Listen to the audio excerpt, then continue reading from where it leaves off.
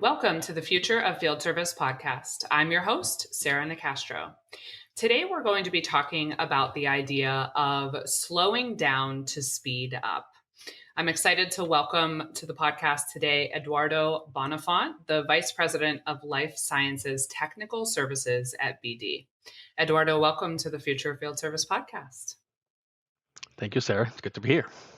And thank you Yes, for the invitation to talk to the audience here. absolutely. I heard Eduardo present in September at the Service Council Symposium. And one of the concepts that he spoke about was really, really interesting to me. And I asked him to join us today and talk a bit more about that concept. I'm excited for our chat. But before we get into it, Eduardo, can you tell our listeners a bit about yourself? Anything you want to share related to your background, your role, anything you want to say as an introduction? Oh, sure. I'll share some highlights. I think my humility also says that I don't like to overshare, but I just share some key points about me and my background. I was born in San Juan, Puerto Rico, born and grew up in San Juan, Puerto Rico. Probably you notice a bit in the accent. I came to New Jersey to attend electrical engineering school. And there I had just various internships and just basically to help with the college bills, but also get some great experiences. I did get a nice internship back then it was GE, and they made satellite spaceships that went into, in this case it was Mars. And my performance also there helped me get a great into a great leadership training program. And then when it came time to graduation, that I was able to get into that great leadership program at GE. And then back then I chose assignments that provided me broader responsibilities and just more significant things that I could do. But I also noticed that mainly like on if I went to the underperforming businesses, um, it gave me an opportunity to have those broader challenges, but also have expanded roles where I could really make some significant changes. Mm-hmm. In those underperforming divisions, I noticed that there is human pain sometimes. When I met some of the employees, there is distrust and there's mental breakdowns in those underperforming divisions. But I learned a lot by myself that my joy also came by trying to make their lives better, Mm-hmm. help them achieve great success, and also have some personal pride. And I spent 16 years at GE in different businesses and service operations. I was recruited then after that to help a team in Rochester, New York. It was a former company of Johnson and Johnson where I almost spent 10 years. And I'm now the global vice president for the life sciences segment of BD. And I joined there about 6 years ago. And at that point in time, I joined to improve an underperforming U.S. service region that had bad customer experience. Associates were working 30% overtime. There was a lot of disengagement. And this role became my attraction as a next step challenge for me. Um, when I left BD, the most interesting thing is that a lot of my colleagues and business colleagues they found odd that I left a prior company for it wasn't for money, but it was about the opportunity to take another team to great performance. And 6 years later, I'm the head of the division now. That's great. I love that you're so passionate about the human side of the business, right? And I think that um, when you talk about this interest in helping underperforming areas, regions, pockets, functions, turn around, I'm sure there's a good correlation between that performance and how, the human side of the business probably isn't getting paid enough attention. So that's very cool. And so you talked at the event about the idea of what you referred to as a pause year.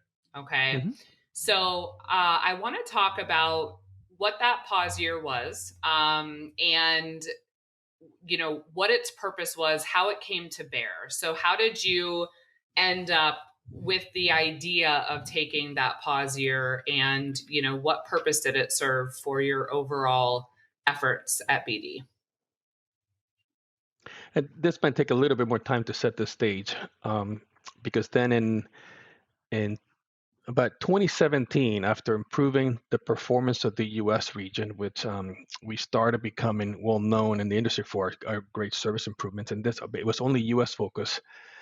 I was asked by the BD leadership team to lead a project to now help transform the service experience for the entire life sciences segment. It was a collaborative project to bring many of these service leaders together to trust each other, collaborate, and jointly create this better future. And at that point in time, our baseline service surveys from our customers, there was this not so positive customer feedback. Hmm. Bringing all these heads together was not easy, but we quickly learned that we have more in common than what could set us apart, and that was the passion for our customers. Hmm. We created a transformational plan, and that plan was supposed to have evolved over the next 3 to 5 years. Our key focus was to first fix our issues, then strengthen the operations, and then create to a future where we could start excelling in the customer experience. Um, there were investments that we requested for this journey, but also created a new reporting organizational structure for this new unit that got created, Life Science Technical Services. And this led to my current promotion.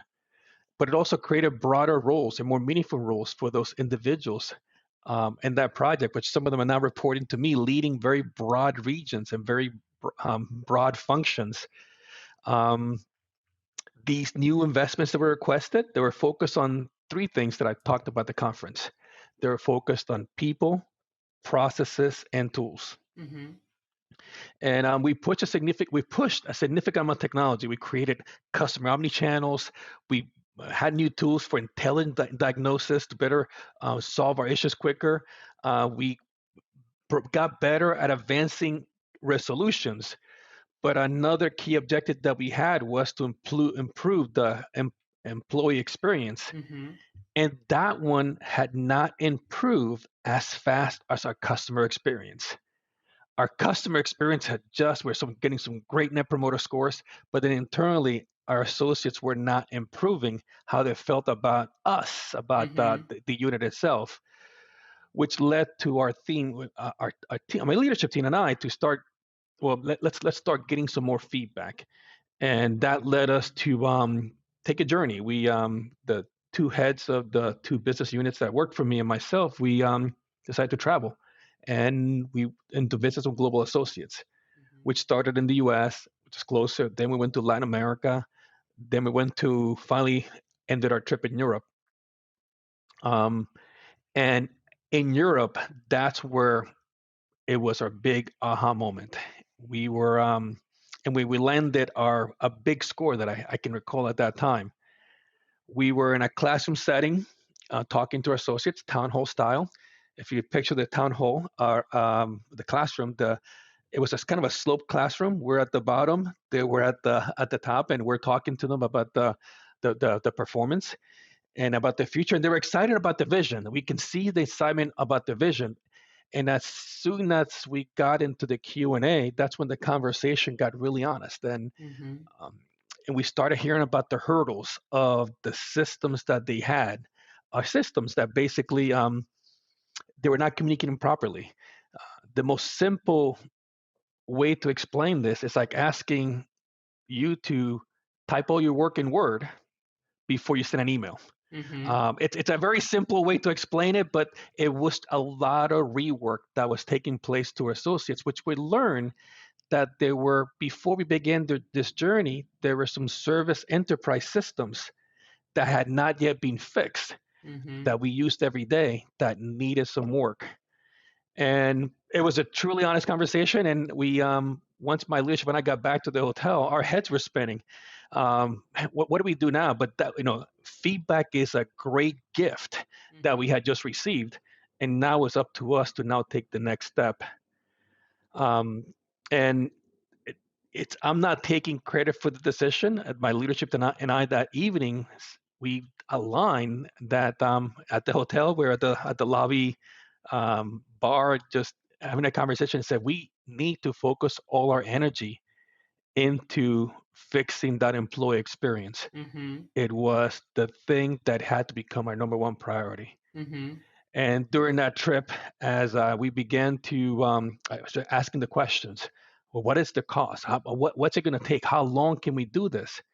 And but to cut the story short, it turned out that the cost to fix all the issues that they had to, and there was a big list to make it go away was equal to the investments that we were going to make on new technology. Mhm. And that became the decision that myself and entire leadership team made quickly, and we aligned quickly that our goal needed to be to refocus our efforts to fix the existing issues and hurdles in order to create a better experience for our associates. Mhm. And that became truly our pause year when we used everything that we had available to us in order for us to fix the old stuff before we can begin with new. Okay. So I do have a couple questions. One is, so basically when you came into BD and you did this role in the US, the success you had there, the leadership team essentially said, "Okay, Eduardo, we want to replicate this and kind of create more consistency across the life sciences function. So we're going to create Mhm, this as this new role." You dig in with these leaders, you guys decide to go around and get some firsthand feedback from the frontline workforce, and that's where you mhm, start to get this feedback. So my first question, and I'm kind of playing devil's advocate here, but I, mhm, I just want to hear what your response is. So you said that you had already started to improve customer scores and outcomes, but the mhm. employee experience is what was not improving. So why, if the customer scores were improving, why did you care as much about the employee experience scores? Well, our employees are the bloodline of our success. Mhm. Um, and I began talking about my early career, how that connectivity to those that support us, our engineers, our field Mhm. engineers, our associates, it is the lifeline of the organization. Services is a human contact sport. Without that human success, we do not have a business. Mhm. But the leadership around me, um, I guess we think alike, we act alike, and they all saw it the same way. Mhm. It had to become our number one priority to realign that. Yeah. We still, I mean, at the end, we're talking about improving something so they can become more successful at what they do. Mhm. It's not disconnected from achieving our financial and our customer performance goals Mhm. without having that intimate um, connection. Mhm. um, you don't want your field engineers to go to customers and say, "Oh my God, everything's broken." So, Mhm. and at the end, it also helps us with their morale and also the customer experience. Mhm. And happy employees leads to happy customers. That's a corny saying, but it's true. Mhm. And we all felt jointly together that that was the right focus, and and we got it all. We got after we decided to focus on that, we got the employee experience, we got the customer experience, and at the same time, that financial performance was Mhm. also transformative and taking place at the same time. Mhm. So the reason I asked that question is to just kind of point out the fact that I think there are some organizations that don't prioritize employee experience as highly as they do customer experience. And so, if they had been in the position where the positive impact was already being reflected on the customer side, they may have been more likely than BD was to overlook the challenges that still existed on the employee experience side. So I think it's very smart. And I think it's smart because You are absolutely right that number one, those improvements that you saw in the customer experience without this focus will probably be significantly more with doing this. And number two, those improvements, had you not done this, could have been temporary, right? Because at the end of the day, if you have employees that are disconnected, frustrated, disengaged, um, as service continues to be a strategic part of the business, if they're not on board, right, it's only a matter of time before that surfaces. Mhm. So it was kind of, like I said, it was kind of a trick question because I agree wholeheartedly with the approach you took, which is why I wanted to have you on and have this conversation. But I do think that there are, some people that, maybe would have looked more at the short term success and not made, a more weighted decision on what to do next. But look at the damage and that you can leave behind if you take that approach. Mhm. Um, and for me, I always say this, that services is more like a family. Um, and at the end, if you plow through something, I mean, you can leave a lot of damage behind Mhm. that may be hard to recover. Right. Maybe if I can add one analogy, and Yeah. I use this in boating, and I am a sailor, but if you have a boat, and then all of a sudden you run aground, there's a sand dune or something, you run aground, and you cannot move forward. Mhm. We're surprised that the majority of boaters, what they do is they want to plow right ahead. They put Mhm. the engine in full force. I'm going to get out of this. It's not supposed to be here. Mhm. But that can create damage to your boat. That can create damage to yourselves too. And it's a very expensive proposal to go do that when the right answer all along could have been, why don't I just reverse? Mhm. I already had a path behind me that's Mhm. working. If I take reverse, it's the easiest way to get out of that sand dune when you're Mhm. stuck in order so you can move forward effectively.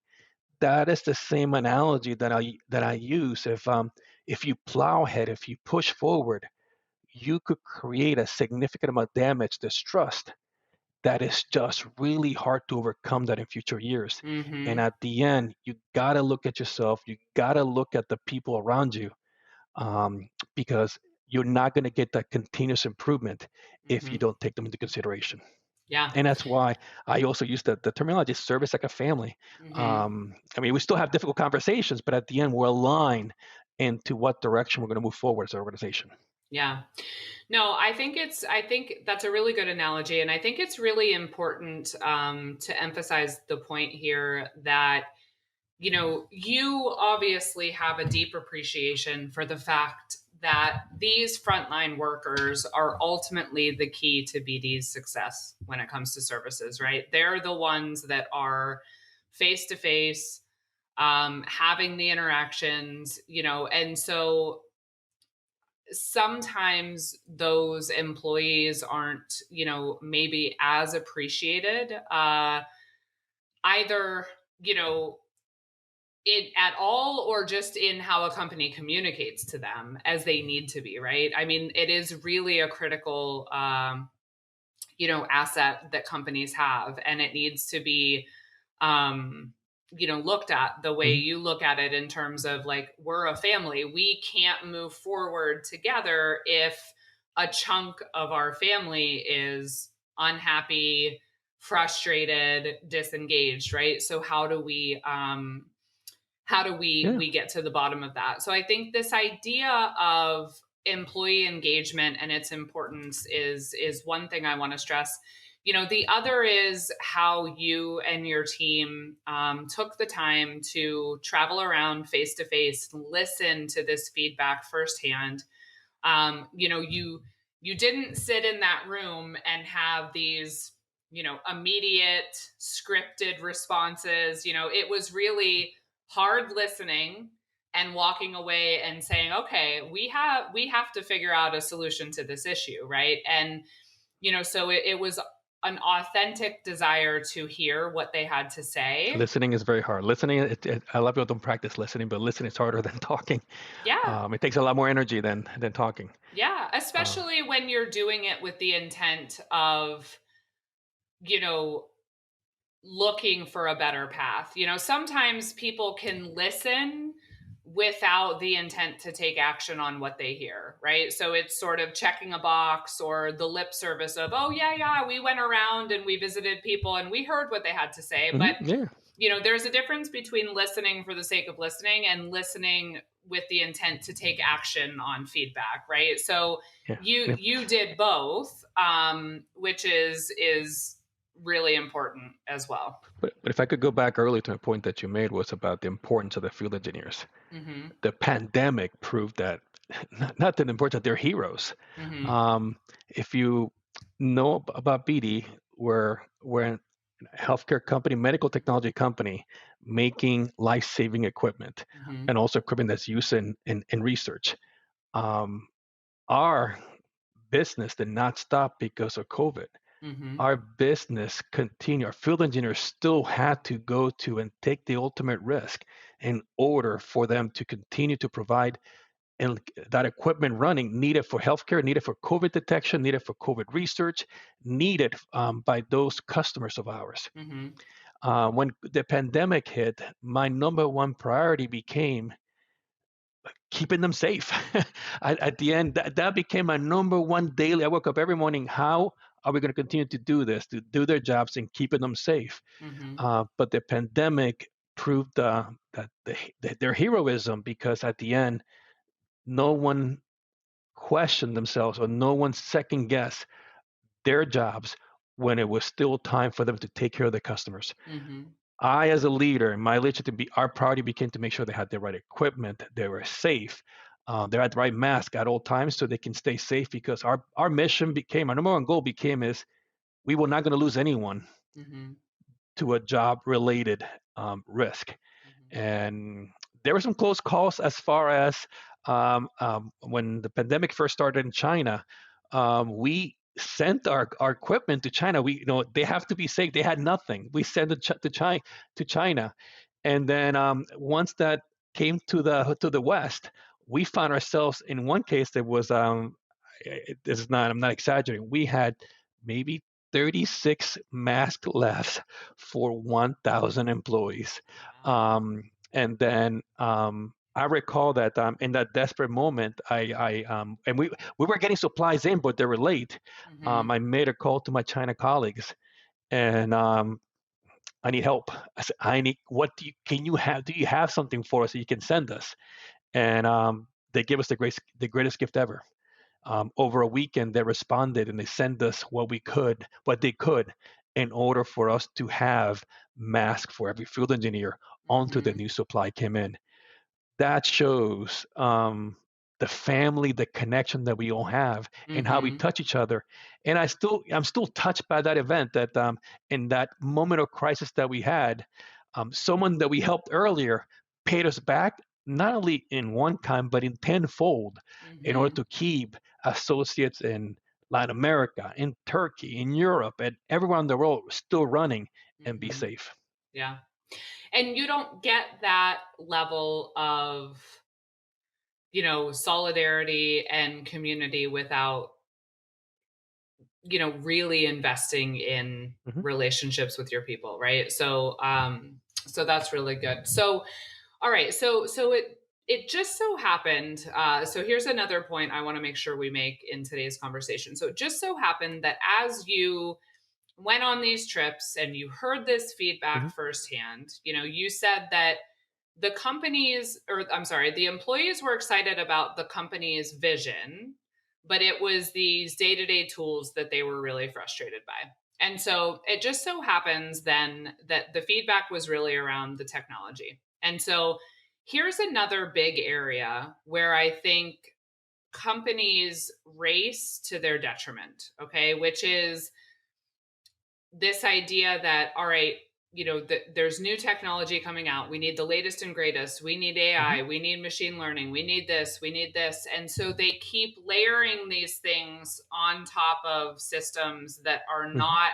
really strongly effective to begin with, which Mhm. to your point just, you know, increases this frustration. And so I love the fact that you heard what they said. And so in this pause year, what that meant was instead of investing what you had to invest in new technology, you took a year off of doing that and invested those same funds and resources into fixing the issues that the employees had surfaced, Yep. right?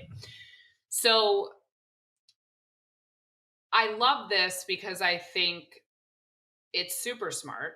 But again, I think it would freak a lot of people out, to be honest. I think they would be fighting against that urge to race, race, race, to get to the next thing, speed. You know, everyone has this pressure. We need to Mm. be more competitive. We need to do this. We need to get to this. So, this idea of let's step back and let's work in reverse for a bit before we leap ahead. Of course, yes.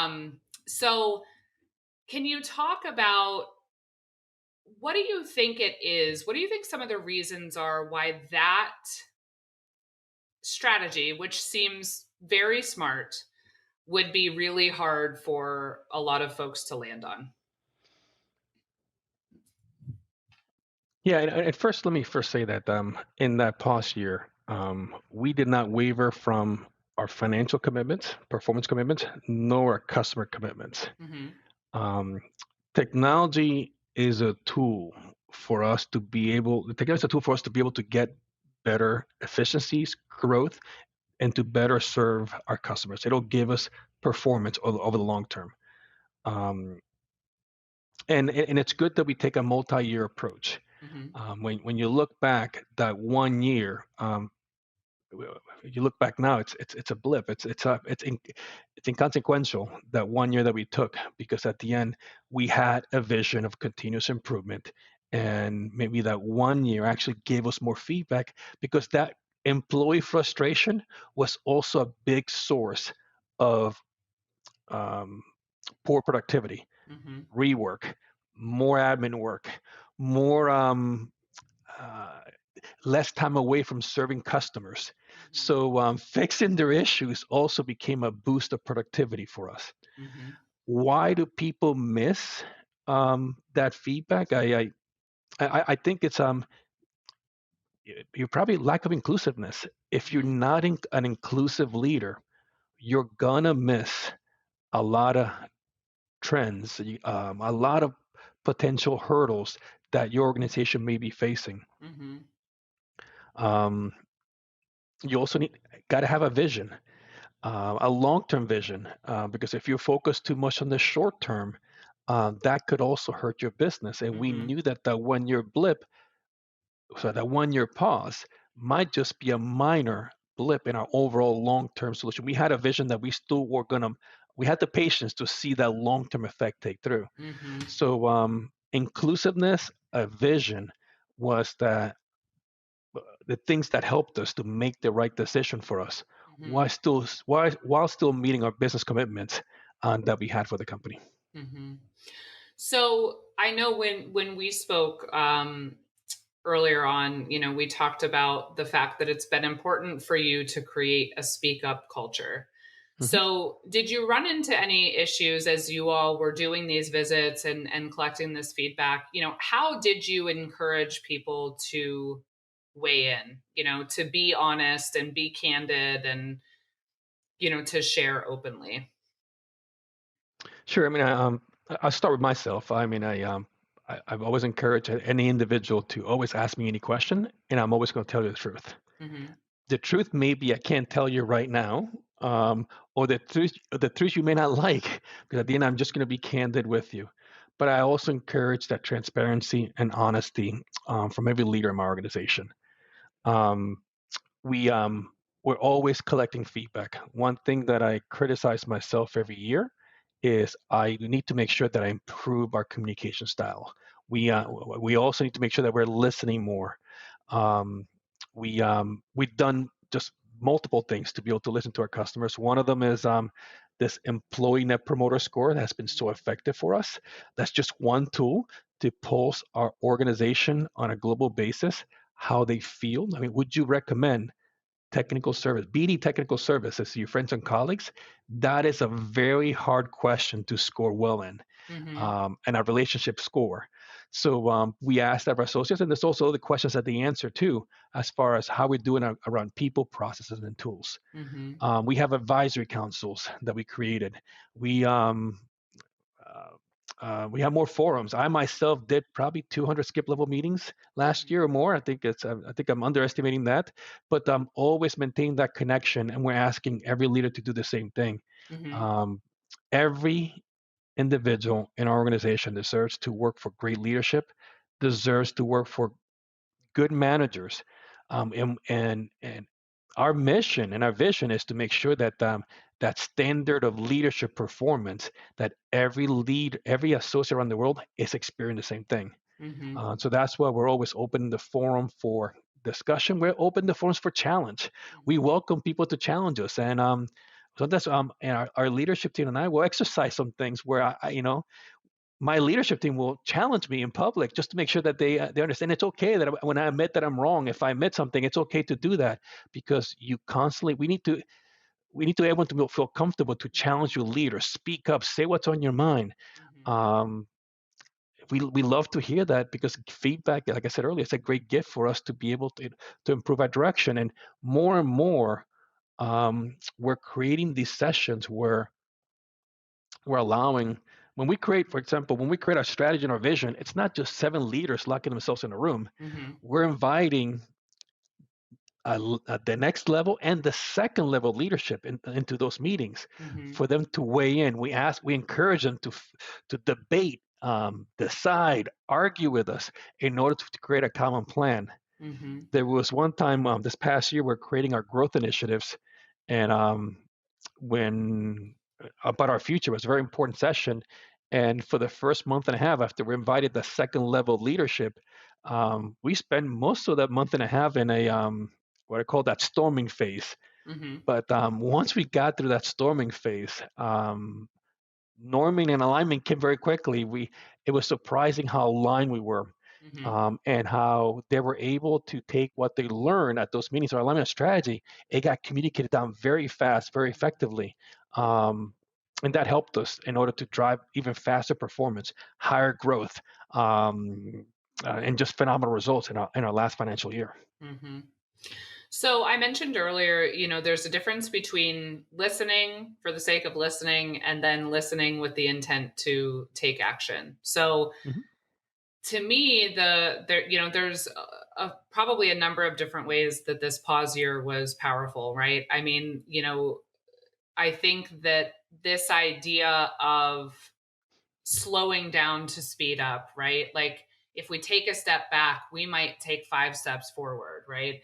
But I think one of the most powerful parts of it is how it illustrated to your frontline workforce that you cared, that you heard what they said, and that you were committed to putting action behind that, even if that meant changing plans a bit, right? And Mhm. to your point, I do absolutely understand and understand the need to clarify. We're not talking about like a pause year, everyone took a vacation. We're not talking Yeah, yeah, about of course, we yes. we didn't meet the customer's needs. We're talking specifically about the idea that rather than racing to invest in new things from a technology perspective, we listened to the feedback and realized we needed to first improve what was in place, right? So, how do you feel that BD's willingness to, show action taken on this feedback, how do you feel like that has benefited the organization in terms of, taking that pause to be able to then speed up? At the end, I'm the key business leader for BD for technical service, right? So at the end, it's like that transparency about slowing down. I also reflected it upwards as well. At Hmm. the end, there was, as a leader, you have to be sensitive to how much absorption and adoption can happen Mhm. at any given time when you're introducing all this new technology. And it was an easy conversation with my leader and my colleagues around the other functions that support us, because at the end, it's about creating a better need to focus Mhm. on your current objectives and focus on something that needs to improve. Um, you know, one of the if I flash back now, right now, even in this challenging times when people are leaving companies, people are jumping ship, or the Great Resignation, we probably have had one of the lowest turnovers that we've ever had in 6 years. Mhm. And that is due to the trust, due to the how passionate and committed our associates are to our vision Mhm. and to our journey. Um, it's an easy conversation at BD. It's an easy conversation among everyone that when we have to focus on doing the right thing. Mhm. It's about doing the right thing, not only for yourself, for the company, for you. But it wasn't a difficult decision. And again, at the end, we created better focus, better energy, better enthusiasm, and also achieve better financial results. Mhm. Um, but not everything went well. I mean, obviously, some of those issues that I talked about, some of them took longer. Some of them, we said we committed. We're going to fix all your issues. Mhm. Some issues were easy. Mhm. Some issues took a year, and some others took a year and a half to 2 years. But Mhm. at least we constantly kept communicating. It's coming. Here's the deadlines. We opened the lines of communication and created a global community of people to make Mhm. sure that they knew and helped us fix those issues. Yeah. Yeah, no, I mean that communication part is really important. And I think just, the willingness to take the action goes a long way in building that trust, and being able Yeah, to give those updates and have that transparency. Everything doesn't need to go perfectly, right? As long as you're it's always good to ask for communicating and feedback. Yeah, yeah. ask for feedback all the time. I'll just give you a recent example. Last week, I was doing a field engineer ride along, where I met with four field engineers, and we drove to each of their customers as they were doing your job. I love doing that. And I know they like having the global vice president with them, but what they don't realize, I enjoy it more. I enjoy more seeing them at work. I enjoy seeing them in front of the customer. I Mhm. enjoy seeing what the customers say about them, because that just gives me a great lift, a lot of energy, enthusiasm. Because I also use that as a way about testing are the things that are this vision that we have, is it working? Are you aligned to Mhm. what could change? And that's why I encourage everyone, humility, to listen to feedback at all levels does transform an organization, but it also energizes those four villages, which I had a great time with. And I was very proud just to see how much the customers adore them, Mhm. about the hard work that they do. Can be an uplifting experience for any leader. And I'm still enthusiastic about that visit that happened last week. Mhm. I came back away with 5 pages of notes of things that I needed to do in order to maintain our vision intact and to improve it and then continue to improve it. Yeah, that's really cool. All right, Eduardo. Last question for today Mhm. is what advice would you give someone listening that, you know, likes this idea of slowing down or, pressing pause, but feels very overwhelmed by sort of the need for speed? I think I go back to the advice I gave earlier about the boating example. Hmm. Just You gotta look at yourself in the mirror every day. Are you proud of the things that you have done? Are you proud of the changes that you're making? Um, what is the impact on your associates? What is the impact on the organization? What is the impact on the people around you? Um, we all, if you're in services, services is that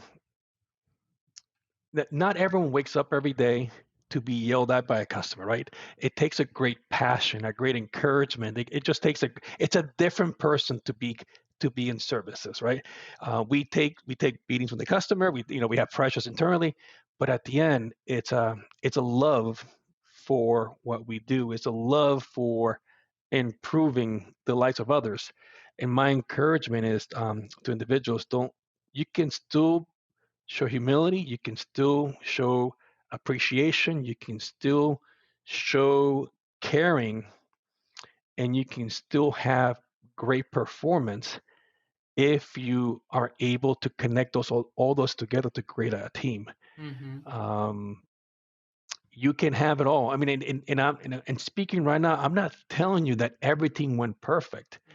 I'm not telling you that every performance metric we made them in some ways. And overall, when you look back, it was successful, and there were some challenges along the way. Mhm. But we look back, we make the right call. We made the right call. Well, now 3 years later, I think we make the perfect call, given that we never expected a pandemic to hit. We never expected the period that we're in. And looking back, we have such an enthusiastic associate workforce that are helping us transform our organization to new levels. And honestly, this is out of all the journeys that I've had, and I've met a lot of great um, people throughout my career. This is probably not only for myself and for our leadership team and our associates. This is our Picasso moment because we've created something great that, and we're not done yet, Mhm. that it's going to continue to have better performance and better impact to the BD as a whole and to the life sciences segment. Yeah. I think you're absolutely right that, looking back a year is sort of a blip, right? So it was really a relatively short-term investment in building that trust with your teams that I think will have a long-term positive impact.